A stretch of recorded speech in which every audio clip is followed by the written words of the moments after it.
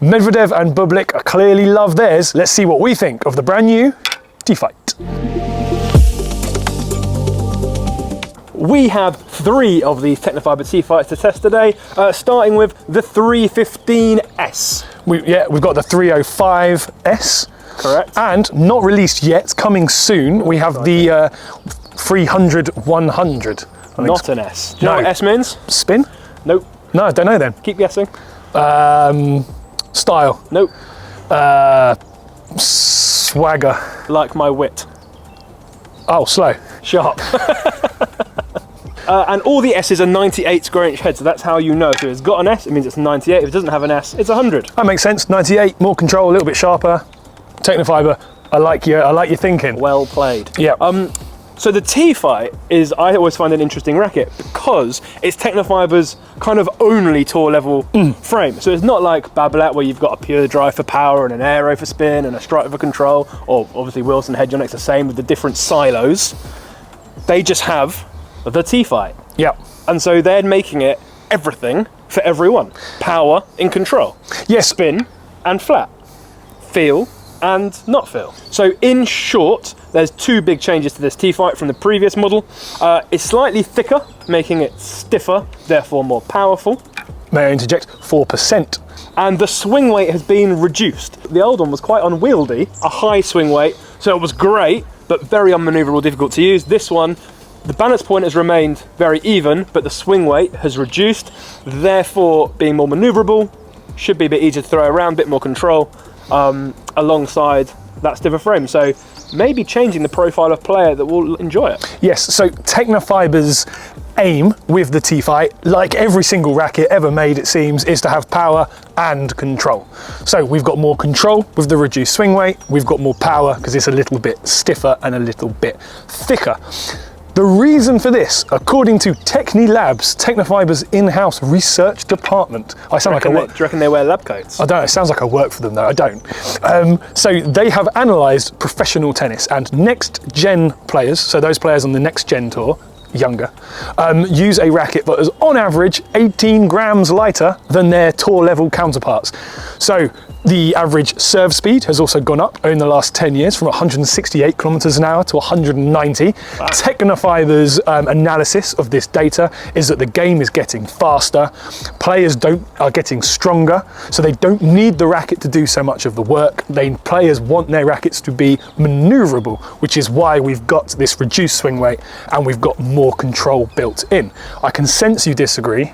Well, it's interesting, but is the reason that the next gen players are using lighter rackets are just not fully developed and strong enough to use the heavier weight yet? Surely if you're stronger, you throw around more weight, you're gonna get more benefits of every kind. Like you in the gym, right? Chucking that tin around.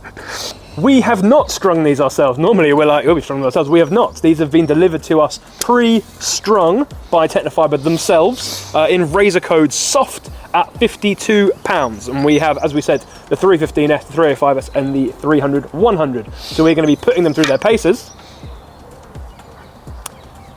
and seeing which one comes out on top. Let's go.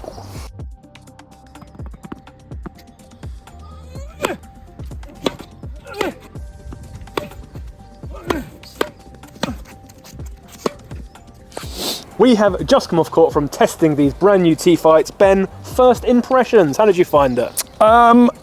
Mixed. Mixed. Interesting. Glowing. Yes, this is quite a difficult one to qualify.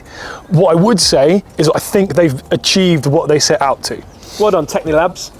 I agree. I can feel the slight increase in stiffness, yep. Especially on shorter swings. And I can feel the increased manoeuvrability, especially volleying around the net. And I thought it was a delight to serve with.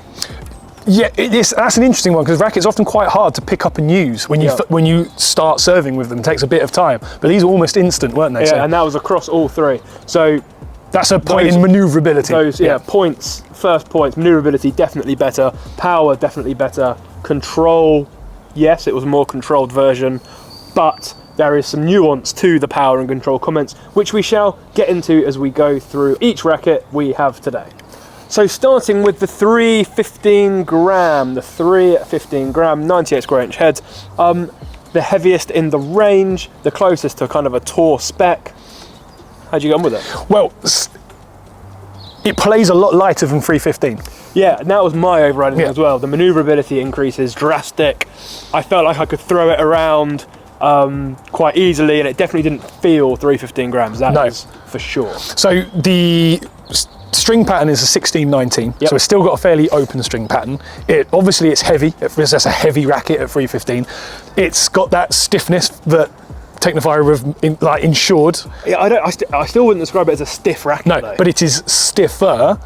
The manoeuvrability is really high because of the swing weight being reduced, and so it kind of creates a sort of nebulous feeling in the racket.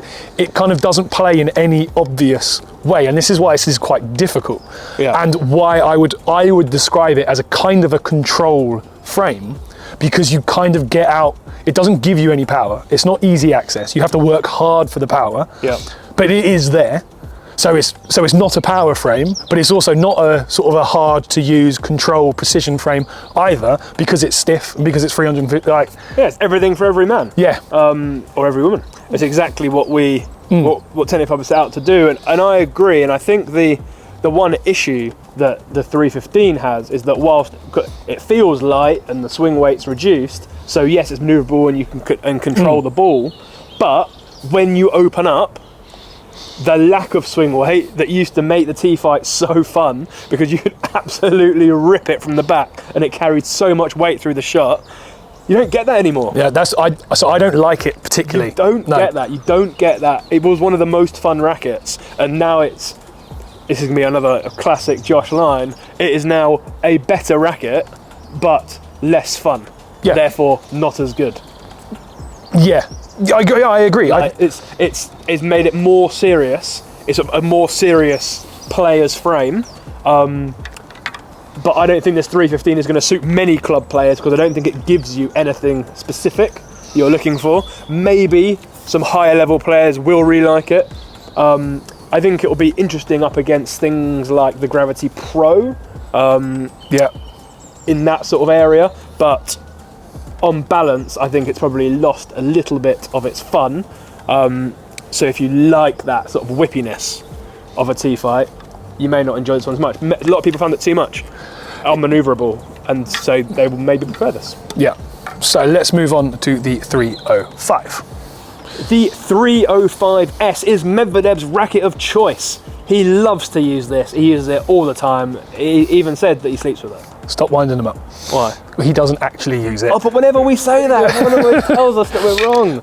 Endorsed by, not used by, Daniel Medvedev. The slightly strange addition is the 2 extra main strings. This is an 18-19 string pattern. That is weird. You can see on here how dense that string bed is, which again is just for more control. Yeah, and I actually didn't realise that when we were playtesting it. It's the first I've heard of it, and that makes sense, because I was like, why aren't I getting as much topspin as I should be? I felt like I was, and I thought it was because the swing weight is reduced. I wasn't getting that crazy kind of head plough through coming through the ball, and I was like, God, that must be why I'm losing spin. But actually, it's probably partially the swing weight reduction and partially the change of string pattern. Yeah, and again, to me, it's just they've gone too far with this one. It's too controlled. Yeah, if they just on the string pattern and kept the swing weight higher, or just taken the string out and kept the string pattern open, it might have been really sweet. So my overriding experience with the 305 RS was just having to work so hard and not getting that much out of it. Like a head gravity tour.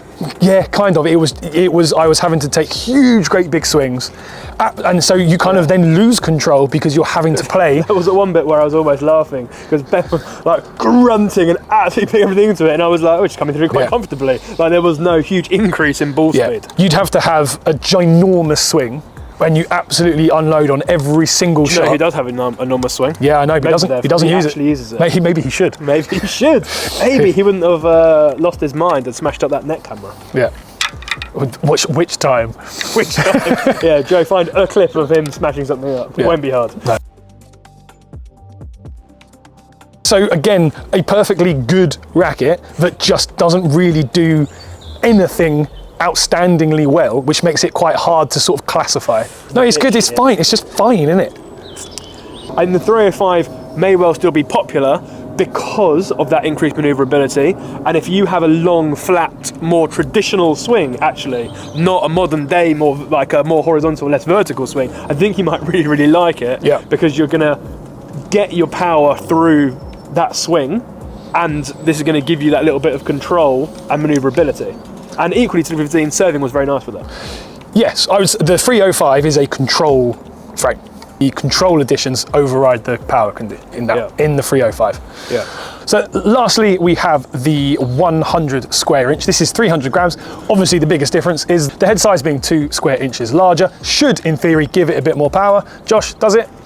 Yes, it's the easiest one to use. It's the most mainstream of the lot. I feel like I could give that to any tennis player at this club or any club around. They'd be like, oh, this is quite nice. Because you get that little bit extra power from the fact it's 100, but it is still more of that control frame, that RS tech. Yeah. It certainly falls more into that category. It's certainly not challenging your E-zones and pure drives and that sort of stakes. I felt it was underweight. But I think that's because we were using heavier ones maybe. As well, but yeah. As I said about the 315 earlier, that felt light. They all feel like that because of the manoeuvrability. So I think maybe, people who use a 300 gram racket normally will use that and be like, oh, this feels light, which they might really like because they feel like I can really throw it around and have that manoeuvrability. Others might feel like I feel like I don't have quite the same stability.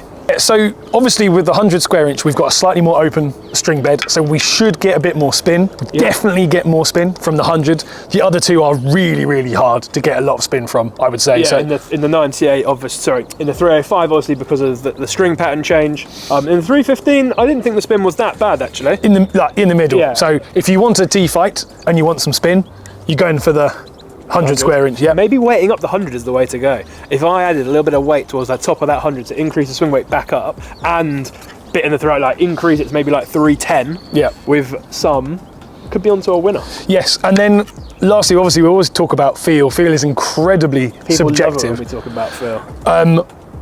I didn't particularly like the feel of the T-Fight.